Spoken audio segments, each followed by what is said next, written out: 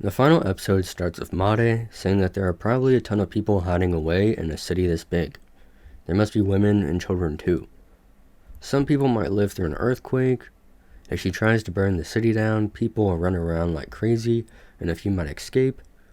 Even though her powers came from Lady Bukubuku Chigama, but he resolves himself to annihilating the royal capital and slaughtering every person in it, and begins to pump himself up, and the Hanzo join in as well. After that, we see Climb wondering how it all came to this. Princess Renner comes into the hall and tells Climb that they need to hurry. Climb asks if something happened. She tells him yes. She remembered something she has to do. They can get a little revenge against the Sorcerer Kingdom. The princess enters the king's room and tells him that she remembered something important. However, before she tells him, she notices various items that have been passed down through the royal family on the table next to him. He tells her that he wants to pass down the historical items of the royal family to the conqueror of their kingdom. He must stay presentable as its last king. He tells Climb a royal decree. Take Renner and escape. There's a secret passage in the royal capital that will lead them outside. If they use it, they may be able to escape. Renner tells Climb there's no need for that, and tells her dad that Climb is hers. He won't listen to his orders. He says that's true, but if he's truly loyal, and tells Climb for the sake of continuing the bloodline of the Faisa family, will he take this child and escape? As a reward, he'll give him her hand. Climb tells him that's more than he deserves. Although the reward is extremely attractive, he will have to decline. The king then goes back to why did she come here. She asks for his crown. She's going to hide it in the royal capital and tell the Sorcerer King, we've hidden everything that represents our king. If they destroy the royal capital, they'll never be able to get their hands on it. He says, I see. She plans to save as many people as she can. She turns to Climb and asks if he will hide it somewhere in the royal capital. He says of course, but where should he hide it? She tells him that her brother arranged a place in the warehouse district. The king says Zanuck? She tells him yes. Her brother was the one who gave her this idea. Climb goes to head out, but before he does, Arena tells him that once he's finished hiding those items, make sure to come back safely. He has to run, not fight. Next, we see Auda walking towards the Magician's Guild building, but is stopped by some old guy. He says, let me confirm things first, boy. Is he a subordinate of the Sorcerer King? She tries to tell him that she's only here to collect magic items, so she'll let them live if they show her the way. He says he talks big, but he cannot allow him to pass through here. He can't hand over a dangerous item that even attracts devils to it. He pulls out his sword and begins to say something, but is shot in the face by an arrow. Auda says she needs to grab all the magic items here, and she doesn't have much time. Maybe she should just catch one of those snobby magic casters inside. She walks past the others and tells her beast to kill them all. Climb is running to hide the crown. He places it somewhere in the warehouse and begins to run back, but notices the castle is being frozen over. Auda says thank goodness, which catches the attention of Climb. He tells her that it'll be dangerous if he stands there. He plans on destroying this area first, so he might accidentally get him involved. Please go quickly. Climb runs away and notices fires around the capital. He enters a room and notices that the princess isn't there, but sees a note that mentions the throne room. When he gets there, he notices some monsters guarding the door.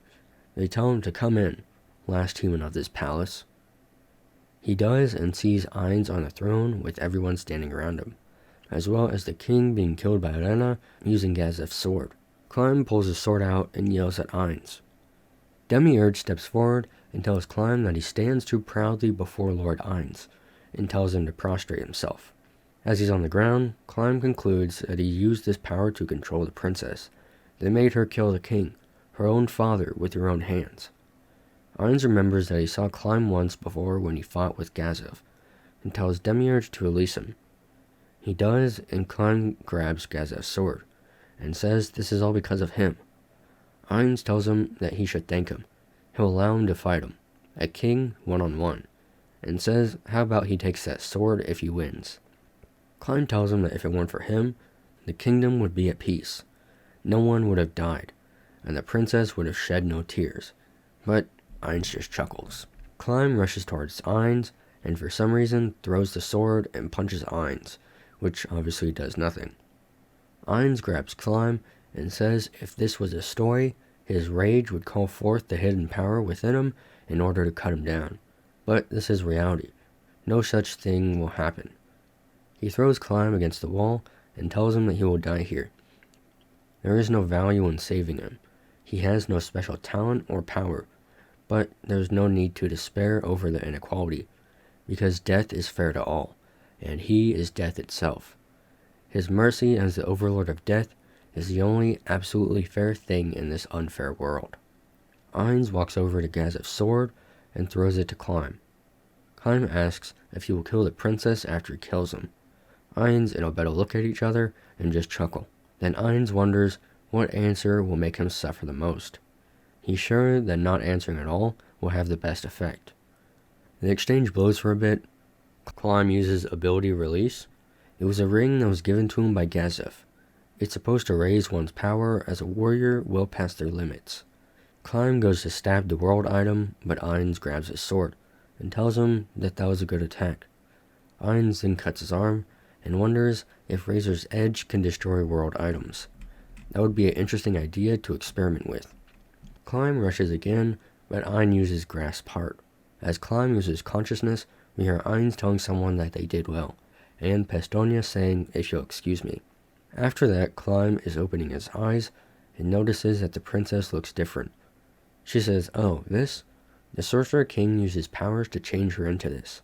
She's no longer a human, but a demon. How pathetic of her. She's the only one who managed to survive. She's sure he's wondering why he's still alive. But before she answers, she asks if he will listen to her selfish request. She turned into a demon and will now live for all eternity. She'd be lonely by herself, and asks if he will become a demon for her.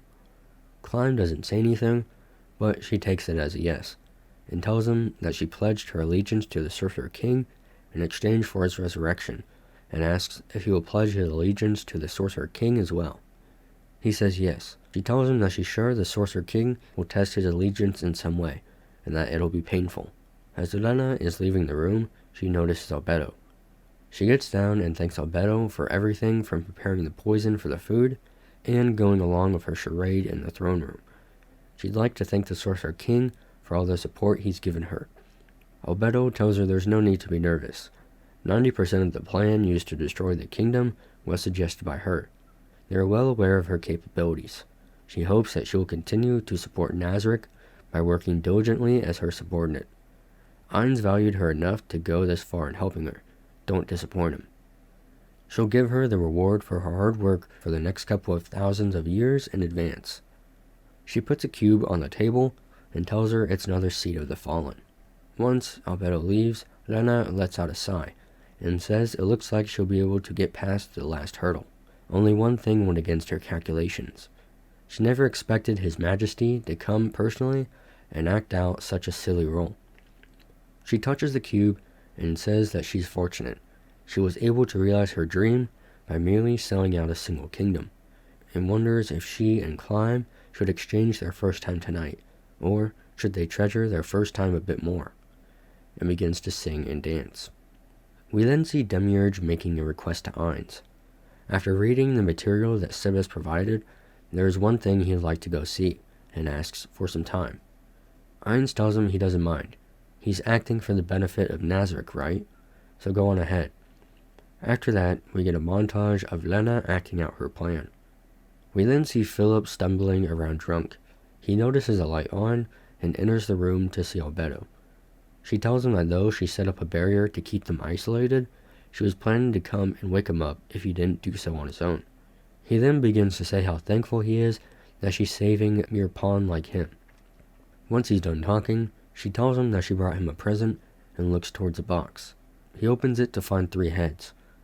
Albedo gets up and says how dare he soil her good name with his actions. His father begged her. He wanted to let his stupid son experience the same suffering he and his people experienced, and she'll be sure to keep her promise. After that, we see Marquise Raven returning to a ruined capital. He prostrates himself before Ainz and tells him that they've gathered as he has decreed. Ainz tells him that he's glad he came, He should be rewarded for his troubles, but he dislikes wasting time with useless chatter. So, let's end this quickly. The Sorcerer Kingdom's army will destroy the remaining noble fiefs and return home, and tells him to continue governing his own domains as usual. There may be transfers in the future, but things have yet to be decided, and asks if he thinks everyone will now understand the foolishness of going against him. Marquise Raven tells him he's sure that the foolishness of going against His Majesty, the Sorcerer King, will be known by many for all eternity. Owen says, "I see. Then it was worth doing." He's quite satisfied with the result. Then the episode ends. Some personal thoughts. I'm really looking forward to the movie, and then obviously next season when it will eventually come out. I wonder how Climb will react if you ever find out that Renner was basically the mastermind behind the whole downfall of the kingdom. Like Albedo said, 90% of it was her. So I think it'll be interesting to see how Climb reacts, as well as how he goes about being turned into a demon when he eventually does, and how kind of the relationship between Renner and Climb will go about, I guess. Because obviously she's very sadistic. I also find it interesting to see how Ainz integrate all the other races that he's taking in, and maybe he'll start focusing more on his kingdom and the development of that. He mostly will just be focusing on runes, I feel like. And then the final thing is with Demiurge, what he will be doing. I feel like the movie will cover that part. And then the next season will be more like main story stuff. I'm sad to see it go, but, on to the next season. There's a lot of good things that I'll be talking about, but that's about it. So yeah.